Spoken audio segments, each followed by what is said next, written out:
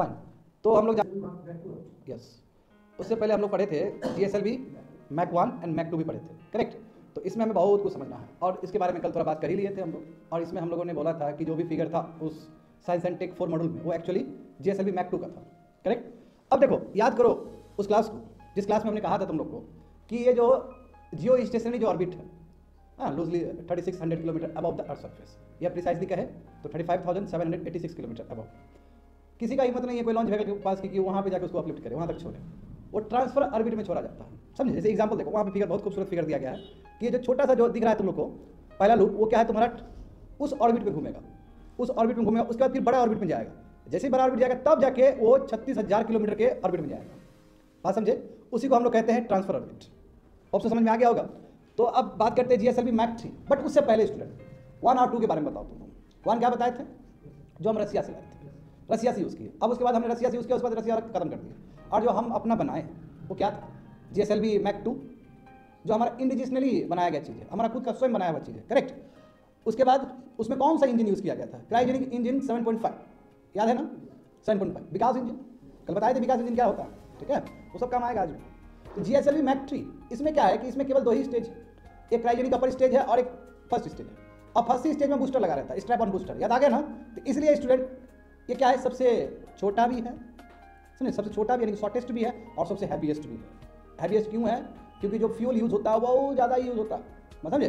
देखो GSLV Mk 3 it is the heaviest launch vehicle made by India, सबसे ज़्यादा बड़ा तगड़ा हैवी लॉन्च पैड है ये जो भारत ने बनाया है। बट जब सबसे छोटा भी है, छोटा किस सेंस से, इसके लेंथ के हिसाब से, क्योंकि 2 ही स्टेज है इसमें, इसलिए शॉर्टेस्ट है। इसलिए स्टूडेंट इसको हम लोग इसको टाइटल मिला है, it earn the title fat boy, मोटा बच्चा।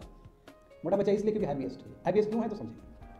अब हैवीएस्ट क्यों ना हो, देखो GSLV Mk 3 is design to carry 4 tons class of satellites into geosynchronous transfer orbit.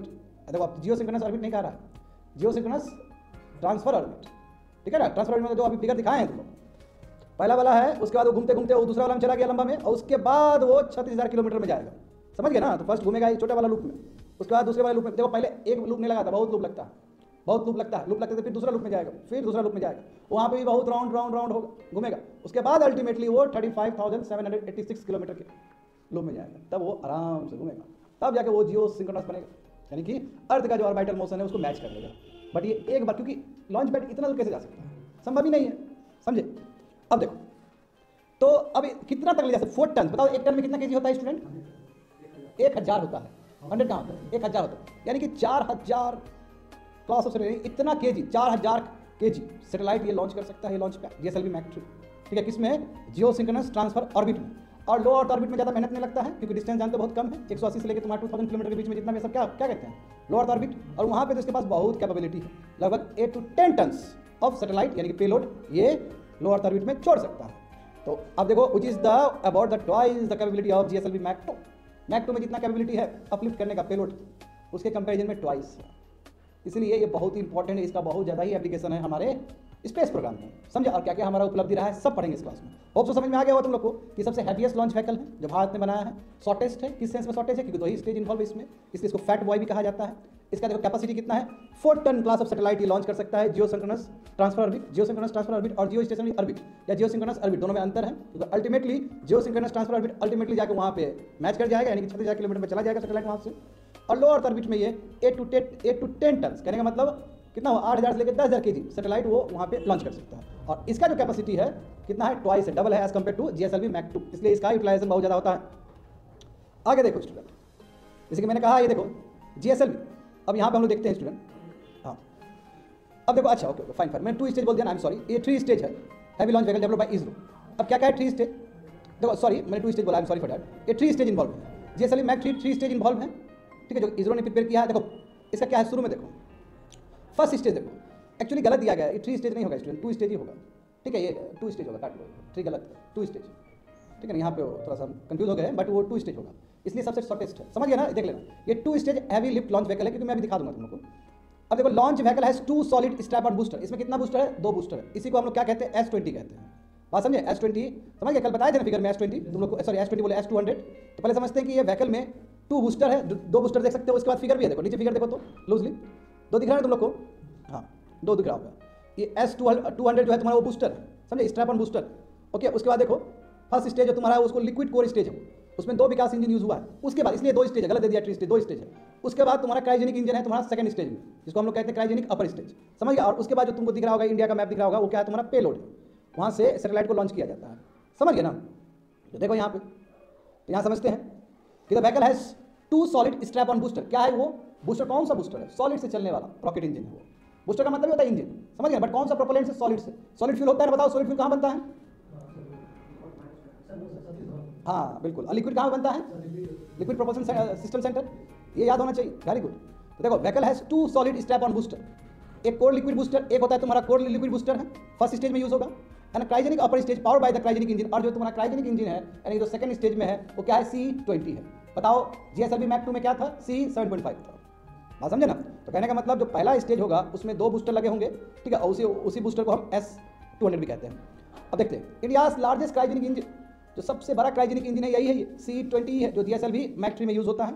और कहाँ डिजाइन हुआ, कहाँ डेवलप हुआ? बिल्कुल वहीं पे जहाँ पे तुम्हारा जितना भी लिक्विड बूस्टर बनता है, that is your student liquid propulsion system centre, समझ गए ना। अब देखो द कोर स्टेज यानी कि जो पहला स्टेज होगा वहाँ पे 2 लिक्विड विकास इंजन है। विकास इंजन बताए थे कल, सीरीज ऑफ इंजन है। तो ये दो कोर स्टेज यानी कि जो पहला स्टेज दिख रहा है तुमको, वहाँ पे 2 विकास लिक्विड इंजन यूज किया गया, 2 विकास लिक्विड इंजन, समझे। और जो बूस्टर तुमको दिखता है, तो 2 strap on booster of GSLV Mk 3 are located on either side. देखो दोनों साइड अलग अलग है ना, वो कोर लिक्विड बूस्टर के तुमको मिलेगा साइड में मिलेगा, इसी को S200 कहते हैं। और इच S200 बूस्टर जो है वो 205 ton of solid propellant, very very important, इतना ज़्यादा क्षमता है, इतना ज़्यादा वो प्रोपेलेंट को अपने अंदर रख सकता है, इतना ज़्यादा फ्यूल है वो। क्यों इतना ज़्यादा फ्यूल चाहिए बताओ जरा, इधर देखो जरा, क्योंकि पेलोड इतना ज़्यादा चाहिए, इतना ज़्यादा तुम ले जा रहे हो जियोसिंक्रोनस ऑर्बिटल और उस ऑर्बिट में, ट्रांसफर ऑर्बिट में ले जा रहे हो तुम, कितना ले जा रहे हो? हाँ 4 टन ले जा रहे हो, 4000 ले जा रहे हो, तो सॉलिड आपका फ्यूल भी तो उतना ही तगड़ा होना चाहिए। तो यही रीजन है कि S200 जो बूस्टर देखते हो स्टूडेंट, इच में कैपेसिटी है 205 टन ऑफ सॉलिड प्रोपेलेंट का, एंड देन इग्निशन, और इसी के कंबसन की वजह से व्हीकल क्या होता है तुम्हारा? लिफ्ट अप होता है, ऊपर उठता है, ठीक है, और अलग अलग स्टेज आता है, ऊपर चला जाता है। यहाँ हम लोग समझते हैं कि भारत सरकार के द्वारा क्या प्रयास किया गया 2018 में। यूनियन कैबिनेट ने कहा कि ठीक है हम 4000 करोड़ रुपया हम देते हैं आने वाले 5 साल के लिए, ताकि कम से कम 10 GSLV मैक 3 प्रोजेक्ट तैयार हो सके, रॉकेट तैयार हो सके। यानी कि इंडियन गवर्नमेंट का भी स्पेशल ध्यान है स्पेस की तरफ, ताकि हम ज़्यादा लॉन्च कर सके सैटेलाइट को और जियोसिंक्रोनस ऑर्बिट में। बात समझे। इसलिए कितना दिया गया? लगभग 400 करोड़ रुपया आवंटित किया गया है, ताकि 10 GSLV मैक 3 रॉकेट्स हम बना सके over the period of 5 years, समझ गए। देखो आगे देखो, उस फिगर को फिर से देख लो स्टूडेंट, जो फिगर हम लोग बात कर रहे हैं इसको फिर से देखो, इसमें क्या है देखो, हाँ S200 बूस्टर दिख गया ना, पहला कोर हो गया, कोर मतलब पहला फर्स्ट स्टेज, इसलिए मैंने कहा 2 स्टेज हो, गलती से 3 स्टेज दे दिया, समझ गलती से लिख दिया गया वहाँ पे। तो ये तुम्हारा पहला स्टेज यानी कोर स्टेज है, उसके आसपास क्या लगा है? बूस्टर लगा है S500। ये बूस्टर बताओ क्या चीज़ का है? ये लिक्विड है कि सॉलिड है? सॉलिड है। और इसके बाद कितना तुम्हारा कैपेसिटी है? 205 टन का कैपेसिटी। कैपेसिटी मतलब इतना फ्यूल है उसके अंदर, कैपेसिटी नहीं उतना ज़्यादा फ्यूल है।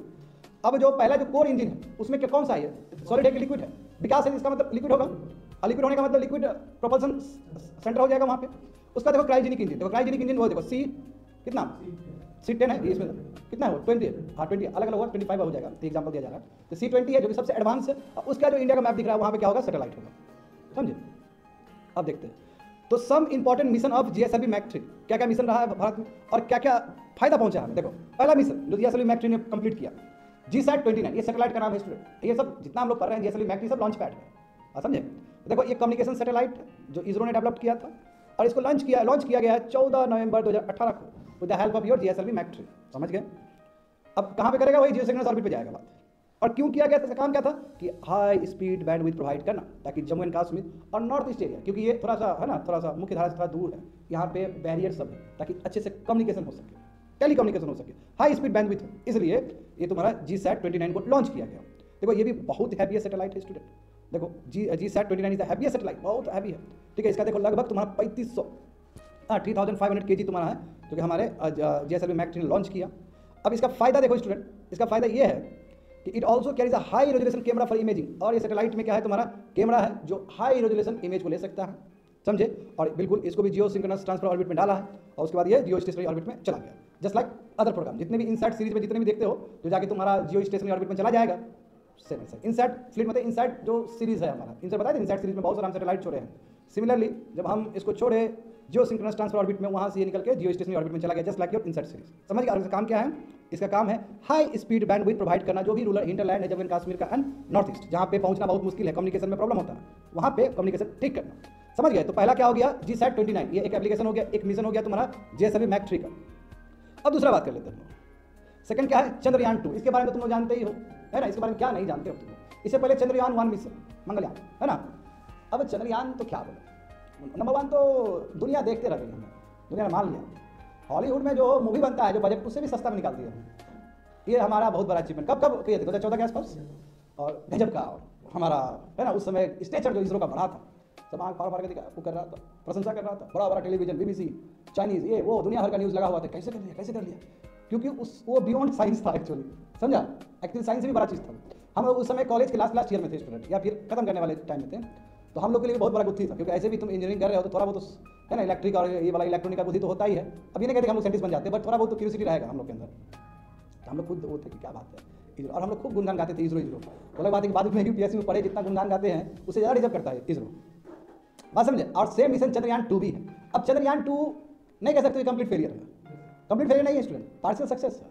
अब हुआ क्या, तो इस मिशन में 3 चीज़ है, एक ऑर्बिटर है, एक लैंडर है और एक रोवर। लेवल टर्म में समझो। ऑर्बिटर का काम क्या, चंद्रयान में वही हुआ, ऑर्बिटर था और एक इंपैक्टर था वहाँ पे। और ये थोड़ा सबसे कॉम्प्लेक्स, बहुत कॉम्प्लेक्स है, पढ़ना आसान है बट इसको बनाना बहुत मुश्किल है, बहुत कॉम्प्लेक्स है। अब इसमें क्या था, ऑर्बिटर काम है ऑर्बिट में घूमना, ऐसे ऐसे घूमेगा ऑर्बिट में, ठीक है। उसके बाद है लैंडर, यानी कि ये जाएगा ठीक एक डिस्टेंस तक रुक जाएगा और मून के आसपास लूनर स्पेस में चक्कर लगाएगा, क्योंकि मून में क्या ग्रेविटेशन पुल उतना खास नहीं है जितना अर्थ में, ठीक है। वहाँ छोड़ेगा लैंडर को, लैंडर आराम से लैंड होगा मून के सरफेस पे, लूनर सरफेस पे, और वहाँ से निकलेगा रोवर। लैंडर से क्या निकलेगा, रोवर निकलेगा। रोवर मतलब रोबोट निकलेगा। और रोबोट क्या करेगा, उसके सोइल को, उसके सरफेस को लेगा और एनालाइज करेगा और अर्थ में कनेक्ट किया जाएगा और अर्थ में उस पर रिसर्च होगा, ये प्रोग्राम था। बट हम ऑर्बिटर हमारा अभी भी घूम रहा है, ऑर्बिटर हमारा अभी भी घूम रहा है। देखो हुआ क्या कि हम जो भेजे हैं तो ऑर्बिटर ठीक वहाँ पे घूम रहा है, लैंडर भी गया, बट ठीक जैसे ही हम लोग 2.1 किलोमीटर अबव थे सरफेस से, अर्थ लूनर सरफेस से, कम्युनिकेशन ही लॉस हो गया। अर्थ का जो स्पेस सेंटर हमारा स्टेशन है वहाँ से लिंक गायब हो गया, तो कम्युनिकेशन जो चैनल वो गायब हो गया, जबकि इतना करीब थे। और वो जैसे लैंड होता रोबोट छोड़ देते, रोबोट कलेक्ट कर लेता। और ऑर्बिटर हमारा अभी भी काम कर रहा है, वो अभी भी घूम रहा है। तो इसलिए कोई ये नहीं कह सकता कि हम कंप्लीट फेल कर गए। हमने बहुत खूबसूरत प्रयास किया, समझे। उस समय तो सबका आंख लगा हुआ था कि कहीं ये सक्सेसफुल हो गया। हाँ बिल्कुल, जितना भी देश प्रेमी आदमी है या साइंस प्रेमी आदमी है वो बिल्कुल, और ज़्यादा तो ये देश प्रेमी वाला चीज़ हो जाता है इस समय। हाँ नहीं बड़ा चीज़ था ये, तुम्हारा इधर ही नहीं पूरा दुनिया ऐसे आँख लगा के देख रहा था, बहुत बड़ा हमारे लिए मिशन था। देखो आप समझो विद दिस बैकग्राउंड, देखो GSLV Mach 3 सक्सेसफुली लॉन्च किया चंद्रयान 2 स्पेस क्राफ्ट, वही सैटेलाइट कह सकते हो, जुलाई 22, 2019 को अपने प्लान ऑर्बिट पे, जहाँ उसको रखना था। यानी कि आखिर ये चंद्रयान है तो बिल्कुल चंद्रमा को ही जाएगा एसेस करने के लिए। कहाँ से लॉन्च किया, हमारा लॉन्च पैड कहाँ है, सतीश धवन स्पेस सेंटर, श्रीहरिकोटा। अब देखो वही तो बोला जा रहा है कि स्टूडेंट चंद्रयान 2 मिशन बहुत ही कॉम्प्लेक्स मिशन था।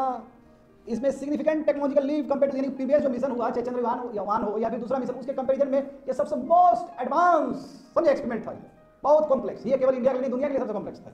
बात समझे। इसमें देखो ऑर्बिटर था, लैंडर एंड योर रोवर, ताकि जो सबसे अनएक्सप्लोर्ड, देखो मून का जो फ्रंट साइड है ना, उस पर तो मून का हमें फ्रंट साइड ही दिखता है, do know this thing. Moon का रोटेशन और रिवोल्यूशन एक साथ हो रहा होता है, समझे, लगभग वही 27 दिन के आसपास होता है, 27 डेज, चेक कर लेना गूगल पे। 27 डेज में उसका रोटेशन भी होता है, रिवोल्यूशन भी एक साथ होता है। तो हम कभी भी मून के बैक साइड को कभी देख ही नहीं सकते, बात में कभी नहीं देख। तो जो चीज हम नहीं देख सकते, जो अनएक्सप्लोर्ड है, उसको एक्सप्लोर करने का प्रयास था हमारा, बैक साइड यानी कि साउथ पोल, समझे। ऑर्बिटर देखो वही बोल रहा है, ऑर्बिटर ठीक आया, प्लेस इन 100 किलोमीटर, यानी कि जो स्पेस, जो एटमॉस्फेयर तो नहीं है, मगर जो मून का जो ऊपर वाला हिस्सा 100 किलोमीटर वहां पे उतर गया, जहां पे उसको उतरना था, और वहां से वो अपना चक्कर लगाना शुरू कर दिया। ऑर्बिटर काम वही है कि घूमना, घूम के इमेज लेना, तो वो किए हम, है ना। हमारा orbiter 100 kilometre lunar polar orbit पे आ गया। कौन सा, साउथ पोल वाला, पीछे वाला जो अनएक्सप्लोर्ड है। वहां पे देखो लैंडर का नाम था विक्रम लैंडर, क्योंकि हम विक्रम साराभाई को ट्रिब्यूट दे रहे थे। तो विक्रम लैंडर सेपरेट हुआ ऑर्बिटर से वहां से, और ठीक नीचे जाना शुरू कर दिया लूनर सरफेस पे, यानी कि मून के सरफेस में। बट देखो जब 2.1 किलोमीटर थे हम लोग लूनर सरफेस से, यानी कि मून सरफेस से, कम्युनिकेशन ही लॉस हो गया हमारा। यानी ग्राउंड स्टेशन, जो अर्थ पे ग्राउंड स्टेशन है, उसके बीच में उसका पता ही चला कहाँ गया, नहीं क्योंकि मॉनिटर करना पड़ता है नीचे से। बट अभी भी ऑर्बिटर काम कर रहा है हमारा। तो yes we can say that ये हमारा आधा सक्सेसफुल एक्सपेरिमेंट रहा है। बिल्कुल यहाँ से हम अपने फेलियर को सीखेंगे और बहुत कुछ करेंगे। सॉफ्ट लैंडिंग नहीं हो पाया उस समय, यदि तुम लोग यदि इसको ठीक से फॉलो कर रहे होगे तो यही बताया जा रहा था कि सॉफ्ट लैंडिंग नहीं हो पाया, समझे। आगे देखो और क्या क्या हुआ। अब देखो, अब हम लोग ऑल टुगेदर बात करेंगे स्टूडेंट इंपॉर्टेंट इसरो मिशन, वो GSLV Mach 3 का हो गया, समझ गए ना। पहला क्या था बताओ, GSAT 29, जो कि जम्मू एंड कश्मीर, हिंटरलैंड और नॉर्थ ईस्ट को बैंडविड्थ प्रोवाइड करने के लिए, है ना, communication for the communication purpose. Second क्या हुआ, चंद्रयान 2। अब इसरो का कुछ उपलब्धि देखेंगे हम लोग, और इसरो ने क्या क्या किया। देखो AstroSat first multi wave length space observatory है। क्या होता है इसका मतलब, मल्टी वेव लेंथ। देखो जो रेज होता है ना, रेज में केवल विजिबल रेज ही नहीं होता, बहुत कुछ होता है ना, केवल ऑप्टिकल रेडिएशन ही नहीं होता, देखते हो ना, बचपन क्लास में पढ़े हो ना, ऐसे रेज है उसको बहुत तरह डिवाइड करोगे, एक विजिबल रेज होगा, फिर अल्ट्रावायलेट रेज भी होगा, इंफ्रारेड भी होगा, गामा रेज भी होगा, अलग अलग फ्रीक्वेंसी में अलग अलग वेवलेंथ में है कि नहीं उसका डिस्ट्रीब्यूशन। तो ये देखो, ये जो हमारा एस्ट्रोसेट है इसका काम है कि मल्टी वेवलेंथ वाला जो रेडिएशन आ रहा है वो सब चीज़ को डिटेक्ट कर पाएगा, और उससे ना जो गैलेक्सी में बहुत कुछ हो रहा है उसके रहस्य को सुलझाया जा सकता है। बोलो कैसे? जो बहुत दूर का सेलेसियस बॉडी होगा स्टूडेंट, वो वहाँ से रेडिएशन आ रहा होगा ना हमारा, क्योंकि star has got its own energy and your light, ये बचपन में पढ़े हो। तो उसका जो लाइट होता है वो विजिबल रेडिएशन में नहीं आता, ऑप्टिकल रेडिएशन में नहीं आता, उसका एक्सरे में आता है, गामा रेज में दूसरे में आता है। तो ये जो हम ऑब्जर्वेटरी लगा रहे हैं ये मल्टी वेवलेंथ को डिटेक्ट कर सकता है। जब एक बार हम वो रेस को डिटेक्ट कर लेते पता चल जाए कितना दूर है, क्या प्रॉपर्टी है गैलेक्सी का, एवरीथिंग। अगर क्यों जरूरी है? क्योंकि जितना हम गैलेक्सी को पढ़ेंगे, अध्ययन करेंगे, उतना हम अर्थ के बारे में और बेटर तरीके से जान सकते हैं। समझे? तो देखो, it is India's first multi wavelength space observatory. AstroSat can make simultaneously, देखो ये तो बोला कि एट द सेम टाइम कोई भी एस्ट्रोनॉमिकल बॉडी है, कोई भी सैटेलाइट है, नेबुला है, कुछ भी है बाहर, ठीक है, उसको हम या तो ऑप्टिकल रेज में या तो अल्ट्रावायलेट रेज में या एक्स रे रेडिएशन में एट द सेम टाइम हम उसको डिटेक्ट कर सकते हैं। ऐसे हमें पता चल जाएगा कि कितना दूर है कोई स्टार हमसे, और गैलेक्सी के बारे में अध्ययन कर पाएंगे हम लोग। कहाँ लॉन्च किया गया? ये 650 किलोमीटर लो अर्थ ऑर्बिट में लॉन्च किया गया था 2015 में। और क्या चीज यूज कर किया गया था? PSLV-C30। और PSLV कौन सा है? ये एक्सेल है, याद है ना? PSLV दो तरह का हो सकता है, एक कोर अलोन और एक एक्सटेंडेड लेंथ वाला। एक्सटेंडेड लेंथ वाला क्या था? बूस्टर लगा था ना, 6 बूस्टर था, बिल्कुल। और लो अर्थ ऑर्बिट में सबसे बेस्ट जो लॉन्च पैड है हमारा वो क्या है? PSLV है। इसमें 4 स्टेज होते हैं, पहला स्टेज और थर्ड स्टेज में क्या होता है? सॉलिड फ्यूल लगता है, और सेकंड स्टेज और फोर्थ स्टेज में क्या लगता है? लिक्विड। समझे? देखो यहाँ ये एस्ट्रोसेट हो गया। अब देखो क्या आखिर हमारा काम क्या था। अब यहाँ पे पहले उसे काम से पहले हम लोग ये देखते हैं, स्टार देखो, 2 स्टार तुमको नजर आ रहा होगा, एक बहुत बड़ा स्टार नजर आ रहा होगा, एक बहुत छोटा स्टार नजर आ रहा होगा, करेक्ट? दिख रहा है तुम लोग को? एक बहुत बड़ा एक बहुत छोटा है ना, इसी को बोलते हैं स्टूडेंट बाइनरी स्टार सिस्टम। बहुत इंपॉर्टेंट है। क्या होता है बाइनरी स्टार सिस्टम? देखो बाइनरी स्टार सिस्टम में टाइडल लॉकिंग होता है। टाइडल लॉकिंग मतलब ये है कि ये एक दूसरे से ना दूर नहीं जा सकता। छोटा स्टार भी अट्रैक्ट कर रहा है बड़े स्टार को, और बड़ा स्टार भी छोटे स्टार को अट्रैक्ट कर रहा है। अब ये मत करना कि छोटा, कुछ छोटा नहीं, उसमें एनर्जी दुनिया भर का भरा हुआ है, समझे? दुनिया भर का एनर्जी है, मास दुनिया भर का है, तो एक दूसरे को इतना अट्रैक्ट करता है कि वो उस ऑर्बिट को छोड़ के भाग ही नहीं सकता। तो ये जो व्यवस्था है, इसी व्यवस्था क्या कहते हैं? Binary star system. बात समझे? तो इस चीज को समझना कि गैलेक्सी में कहाँ कहाँ बाइनरी स्टार सिस्टम है, क्योंकि वहाँ से वेव्स आएगा, वहाँ से रेडिएशन आएगा, हमारे पास मल्टी वेव स्पेक्ट्रम है, उससे हम चेक कर पाएंगे और जान पाएंगे कि गैलेक्सी में कहाँ कहाँ बाइनरी स्टार सिस्टम पॉसिबल है। Number 1 to study star birth region, कहाँ पे स्टार का जन्म होता है, याद करो तुम लोग। एक बताए थे टेलीस्कोप, कौन सा टेलीस्कोप बताओ जाता? Hubble space telescope. उसमें नेबुला आकार बताए थे, ऊपर का जो चोच था उसका, वहाँ से स्टार फॉर्म हो रहा था। जैसे नेबुला मतलब क्या था? हाइड्रोजन बहुत बड़ा क्लाउड, जहाँ से स्टार फॉर्म होता है, उस चीज को पता करना। High energy X ray source आ रहा है, ऊपर से बहुत सारा सोर्स आता है कि नहीं आता? अलग अलग सेल्स बॉडी में। गैलेक्सी में तुमको दुनिया भर का स्टूडेंट, गैलेक्सी में तुमको दुनिया भर का एक्स रे दिखेगा, उसको डिटेक्ट करना, पहचानना कि कहाँ से आ रहा है, उसका to perform a survey of the universe in the ultraviolet region. और अल्ट्रावायलेट रीजन में क्या करना? सर्वे करना और चेक करना और जानना अपने गैलेक्सी के बारे में। ये सभी ऑब्जेक्टिव था तुम्हारा, या रहा है एस्ट्रोसेट का। अब यहाँ पे समझो, अब कुछ चौंकाने वाला चीज एस्ट्रोसेट ने कैप्चर किया है। और ऐसा देखो, एस्ट्रोसेट हमारा भारत का है मगर प्रूवन है, पूरा दुनिया इसका डेटा यूज करता है। आप समझे? नंबर 1 पहले देखो, recently AstroSat had capture a real celestial phenomena known as vampire star phenomena in which a smaller star sucks mass and energy out of a bigger star, eventually causing the death of the larger one। इसका मतलब वही है, जैसे binary system देखा ना तुम लोग, binary system में जो छोटा स्टार तुमको दिख रहा है ना, और टाइडल लॉकिंग है दोनों के बीच में, वो ऑर्बिट से भाग नहीं सकता। छोटा स्टार क्या है कि बड़ा स्टार का ना एनर्जी और मास खा जाएगा, और इससे बड़ा जो स्टार है उसका डेथ हो जाएगा। और जो छोटा स्टार, इसी को वैम्पायर बोलते हैं, वैम्पायर स्टार कहा जाता है। देखो ये सब चीज़ भी हम पता कर लिए हैं, ये अपने आप में अनोखा फिनोमेना है, समझे, गैलेक्सी का। दूसरा देखो, इतना ही नहीं, अभी तक एस्ट्रोसेट कम से कम मोर देन 800 सेलेसियस बॉडी को वो ऑब्जर्व कर चुका है, उसका डेटा निकाल चुका है। इसलिए जो डेटा एस्ट्रोसेट से निकला है या हमने पाया है, वो कम से कम टॉप साइंटिफिक जर्नल्स 100 पब्लिकेशन जो हो रहा है वर्ल्ड में, जो बेस्ट तुम्हारा बेस्ट जो साइंटिफिक पब्लिकेशन होता है, उसमें ये डेटा छपा है। अब बेस्ट का मतलब क्या है? इधर देखो जरा, बेस्ट का मतलब क्या है? यूनाइटेड स्टेट्स का जर्नल है ना, यूके का जर्नल, उसमें भी एस्ट्रोसेट का डेटा लिया गया। तो हम इसलिए कह सकते हैं कि एस्ट्रोसेट जो हमारा मिशन है, समझे, ये भी अपने आप में हमारे लिए गर्व का विषय है कि हमारे सैटेलाइट के प्रयास की वजह से, हमारे इसरो के प्रयास की वजह से, ठीक है, मोर देन 100 पब्लिकेशन छपे हैं साइंटिफिक जर्नल मैगजीन में, समझे। उसका देखते हैं। और हमारा देखो ये भी उतना ही मजेदार चीज, आदित्य L1 मिशन। अब बचपन में तुम लोग ये जरूर पढ़ा होगा कि सन का पर्यायवाची दिवाकर, दिनकर, आदित्य यहाँ पे आदित्य वर्ड था, है ना, रवि, भास्कर, मजा आता था ना पढ़ के, पर्यायवाची वर्ड हम बहुत इंजॉय करते थे। बिल्कुल, आदित्य भी तुम्हारा पर्यायवाची शब्द है। अब देखो भारत जो लॉन्च करेगा, देखो चंद्रयान, मंगलयान, कितना अपना ट्रेडिशनल नेम को फेवर करता है ना, विकास इंजन, वही सब देख रहे हो ना। अब देखो नाम ऐसे ही देखो जो अट्रैक्ट कर, अब ऐसा कुछ लगेगा तो फिर मजा नहीं आएगा ना। देखो यहाँ पे आदित्य L1 मिशन। अब बताओ तो तुम लोग, तुम्हारा ज्ञान हम टेस्ट करना चाहते हैं, कितना तुम लोग स्पेस के बारे में पता है? क्या नासा का कोई प्रोग्राम था सन को चेक करने के लिए, सन के ऊपर अध्ययन करने के लिए था? बताओ तो, नाम पता है? कई बार हम शायद एड्रेस बताए हैं तुम लोग को। खैर छोड़ो, अभी थोड़ी देर बताएंगे। ये देखो आदित्य L1 मिशन, अब it is India first mission to study the sun. पहला मिशन है, हम आदित्य पे स्टडी करना चाहते हैं। जो ओरिजिनल मिशन था वो हमारा आदित्य 1 था, बट उसमें मॉडिफाई करके हम अभी आदित्य L1 मिशन कर दिए। अब उसमें क्या रहता है, ओरिजिनल मिशन में हम बात किए थे कि आदित्य 1 जिसमें विच वाज टू प्लेस, कहाँ प्लेस करने वाले थे हम लोग कि एक सैटेलाइट के साथ एक इंस्ट्रूमेंट होगा, उसी का नाम होगा कोर्नोग्राफ, और ये 800 किलोमीटर लो अर्थ ऑर्बिट में प्लेस करने वाले थे। बट हमने ये चीज़ चेंज कर दिया। हमने कहा कि आदित्य 1 नहीं, आदित्य L1 मिशन होगा, L1। अब there is a difference between Aditya 1 and Aditya L1। ये पहले हम सोचे थे, बस हमारा उस समय हम लोग प्रोग्राम बना रहे थे केवल। आदित्य L1 मिशन जो है वो प्रोग्राम नहीं, वो बन चुका, मतलब काम हो रहा है उसके ऊपर। बट आदित्य 1 को हमने ड्रॉप कर दिया। आदित्य 1 में हम क्या सोचे थे कि एक सैटेलाइट होगा जिसमें एक इंस्ट्रूमेंट होगा, उसका नाम क्या होगा, कोर्नोग्राफ होगा। आपको कोर्नोग्राफ अभी बताऊंगा। कोरोना, ये जो कोरोना सुनते हो ना तुम लोग, ये कोरोना कहीं नहीं, तुम्हारा सन से लिया गया चीज़ है। सन का जो आउटर जो लेयर है उसी को कोरोना कहा जाता है। सन का भी 3 लेयर होता है, chromosphere, photosphere and your corona, समझ गए। देखो यहाँ पे, बट ये सैटेलाइट, अब देखो लैंग्वेज पॉइंट समझना होगा तुमको। लैंग्वेज पॉइंट का मतलब क्या है स्टूडेंट, तो आगे देख लो, फिर उसके बाद यहाँ विजिट करेंगे। ये देख लो, पहले फिगर देख लो, नेक्स्ट फिगर, उसमें बात करेंगे। देखो यहाँ पे तुमको 5 लैंग्वेज पॉइंट दिखेगा, L1, L2, L3, L4, L5। दिखा कि नहीं दिखा? दिखा ना स्टूडेंट। अब देखो लैंग्वेज पॉइंट, यदि तुम लोग हायर स्टडी इंजीनियरिंग में या मैथमेटिक्स में तुम लोग जाते तो तुमको लैंग्वेज पॉइंट पढ़ना पड़ता, ठीक है ना। ये इंजीनियरिंग में भी पढ़ाया था लैंग्वेज पॉइंट के बारे में। बट यहाँ पे सैटेलाइट कॉन्टेक्स्ट में समझो कि लैंग्वेज पॉइंट का मतलब है कि ऐसा वो लाइन जहाँ पे दो सरफेस का जो ग्रेविटेशनल पुल है वो बैलेंस हो जाता है। जैसे एग्जांपल देखो, अब सन कितना बड़ा है, कितना विशाल है। अब कोई सैटेलाइट जाएगा चेक करने के लिए सन, खा नहीं जाएगा सन उसको? नहीं खा जाएगा क्या? हनुमान जी थोड़ी है कि हनुमान जी खा गए, ऐसा थोड़ी हो सकता है। हनुमान जी तो सन को भी नहीं छोड़े, बट सैटेलाइट ऐसा नहीं, एक ही बार अट्रैक्ट कर लेगा वो, इतना बड़ा मास है सन। तो इसलिए जो सन और अर्थ का जो लाइन बनेगा, जो डिस्टेंस हमारा, कितना डिस्टेंस, 150 मिलियन लाइट ईयर्स हम लोग है ना, दूर है ना, ऐसे कुछ समथिंग है, प्रिसाइजली नहीं बोला, भूल गया हूँ, पर समझो बहुत दूर है। तो लैंग्वेज पॉइंट 5 पॉइंट है, जहाँ पे हम किसी भी एक पॉइंट पे छोड़ते हैं सैटेलाइट को, तो क्या होगा तुम्हारा पर्टिकुलर पॉइंट बताऊंगा, उस पॉइंट पे यदि हम छोड़ते तो बैलेंस हो जाएगा जो ग्रेविटेशनल पुल, क्योंकि अर्थ भले ही छोटा वो भी तो अट्रैक्ट करता है सन को, और सन तो अट्रैक्ट करेगा ही करेगा। तो वो पॉइंट पे डालने पे कोई डिस्टर्बेंस नहीं होगा, आराम से उस पॉइंट में बैठ के जो सन का जो बुद्धि है वो सुलझा पाएगा। That point is called your Lagrange point, ठीक है ना। देखो ऊपर चले जाओ, देखो but satellites placed at the Lagrangian point one that is L1 of the sun earth system as a major advantage of being under less stress from the gravitational pull of the sun। Hope समझ में आ गया होगा तुमको, क्योंकि इससे gravitational pull नहीं हो पाएगा और दोनों बैलेंस हो जाएगा लैंग्वेज पॉइंट में। अब यहाँ पे समझते हैं आखिर लैग्रेंजियन पॉइंट होता क्या है। देखो ये सभी लोकेशन से स्टूडेंट, जितने भी लैग्रेंजियन पॉइंट है, ये 5 लैग्रेंजियन पॉइंट है तुम्हारा सन और अर्थ सिस्टम के बीच में। ये लोकेशन से स्पेस में जहाँ पे ग्रेविटेशनल पुल्स दो लार्ज बॉडीज का क्या होता है, रफली बैलेंस हो जाता है, और उस सबसे स्टेबल जगह माना जाएगा उसको, समझ गए। सन अर्थ सिस्टम में 5 लैग्रेंजियन पॉइंट है हमारे पास, वो देख सकते हो L1 से लेकर L5 तक है। और जो आदित्य L1 मिशन देखो कितना साइंटिफिक काम कर रहे हैं हम, देख रहा है स्टूडेंट कितना साइंटिफिक काम कर रहे हैं हम लोग।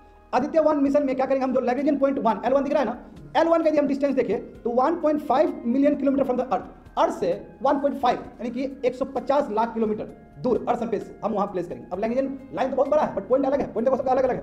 तो L1 का वहां पर पॉइंट दिया गया, देख रहे हो L1 का पॉइंट है, वो तुम्हारा कितना डिस्टेंस दूर है अर्थ से, तुम्हारा 1.5 मिलियन किलोमीटर। अब तुम कहोगे कि सर सैटेलाइट कैसे जाएगा वहां तक, लॉन्च पैड कहाँ जाएगा, कैसे जाएगा वहां पे? तो लॉन्च पैड क्या है, फिर ऑर्बिटर बड़ा बात होगा, वहां पे ट्रांसफर ऑर्बिटर में छोड़ेगा वो, बात समझाया। जैसे जियो सिंक्रोनस में छोड़े हैं ना, जियो सिंक्रोनस के लिए कहाँ छोड़े हम, जियो सिंक्रोनस ट्रांसफर ऑर्बिट में छोड़े, और लूप में करते करते करते करते ऊपर चला गया ना, उसी तरह ये भी लूप करते करते करते 1.5 million kilometre from the distance of sun, from the distance of earth वहां पहुंच जाएगा, समझे। और satellite plate at this point is under, और इस पॉइंट पे यदि आता है तो लेस ग्रेविटेशनल स्ट्रेस होंगे, समझे, and so it can travel in the orbit at a lesser speed, ताकि वो लेसर स्पीड पे घूम सके। अब देखो यहाँ पे समझो, ये समझना याद करो तुम, लो अर्थ ऑर्बिट में सैटेलाइट बहुत तेजी से घूमता है, फास्ट घूमता है। यदि फास्ट नहीं घुमाएगा तो खींच लेगा नीचे, खींच लेगा, एक बार खींच लेगा, पुल हो जाएगा ना। यदि पुल नहीं होना तो आपको बहुत फास्ट मूव करना पड़ेगा, यही नियम है।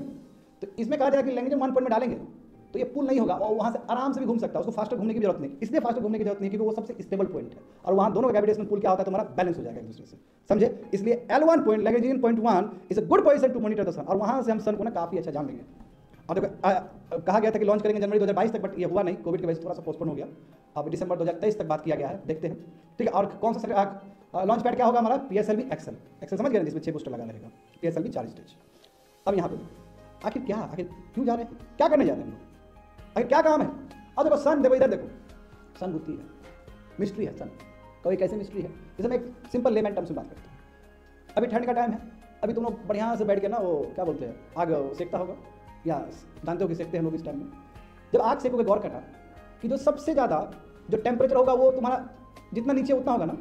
जैसे मान लो कि आग यहाँ पे लगाए हो, आग यहाँ पे लगाए हो, बहुत लेमैन टर्म से बोल रहा हूँ, आग लगाए हो, जितना ऊपर जाओगे उसका कम होगा ना रेट हीट, और जितना पास होगा उतना खतरनाक स्पीड होगा, मतलब कि उतना खतरनाक हीट होगा उसका। बट सन ऐसा नहीं है। सन का सबसे बड़ा गुत्थी ये है, कोरोना सबसे आउटोस्फीयर है, सबसे तुम्हारा अपर एटमोस्फीयर कह सकते हो, एटमोस्फीयर नहीं है बट कह सकते हो कि सबसे अपर लेयर है, और कोरोना कई गुना ज़्यादा गर्म है, कई गुना ज़्यादा गर्म है, यानी कि कई गुना ज़्यादा टेम्परेचर है उसका एज कम्पेयर टू मिडल। तो चेक होगा ना, बहुत सारी चीज़ तो चेक हो ही गया ना, बट वो हमें जानना है, वो रीज़न जानना है कि ऐसा क्यों, क्योंकि ये ह्यूमन माइंड के बियॉन्ड है। ऐसा कैसे हो सकता है, ऐसे कैसे हो सकता है कि बीच में उतना गर्मी ही नहीं है और आउटर में गर्मी इतना ज़्यादा, ऐसा क्या रिएक्शन हो रहा है वहाँ पे? ये तो अपने आप में बुद्धि वाला बात है। यही बुद्धि को सुलझाने के लिए हम आदित्य L1 मिशन का सहारा लेंगे, और सिमिलरली नासा के लिए भी एक मिशन है। बताओ, पार्कर सोलर मिशन, ठीक है, पार्कर सोलर मिशन नासा का। यहाँ पे देखते, देखो कोरोना सबसे आउटर लेयर है।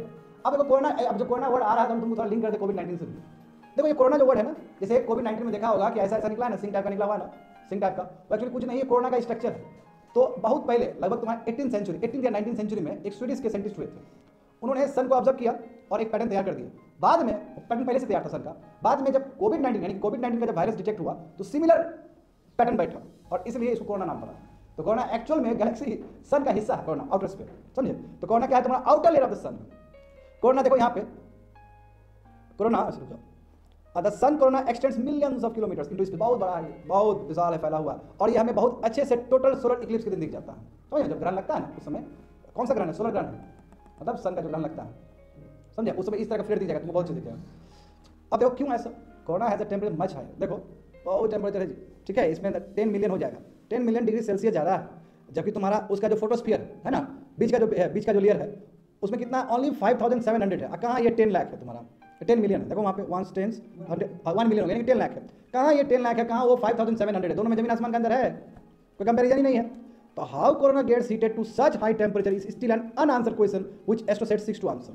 ठीक है, अभी भी ये अपने आप में रहस्य में है, इसलिए बहुत कोशिश किया जा रहा है। इनफैक्ट हम भी आदित्य L1 मिशन में यही कोशिश करेंगे, और नासा का भी तुम्हारा एक सिमिलर प्रोग्राम, बट उसमें देखो, उसमें लैग्रेंजियन पॉइंट का यूज़ नहीं किया गया है। यदि नासा का तुम मिशन देखोगे, जो तुम्हारा पार्कर सोलर मिशन है, उसमें लैग्रेंजियन पॉइंट नहीं है। उसमें क्या है, देखो यहाँ देखो, उसमें सन के बहुत करीब मतलब फिर भी बहुत किलोमीटर दूर होगा, हमारा तो बहुत करीब, हमारा बहुत दूर है सन से, उसमें हमारा डिस्टेंस तो काफ़ी आगे जाएगा, और उसमें हीट रेजिस्टिव डिवाइसेस वगैरह बनाया जाएगा ताकि वो हीट को रेजिस्ट कर सके। ये तुम्हारा नासा का प्रोग्राम है, समझे? That's it.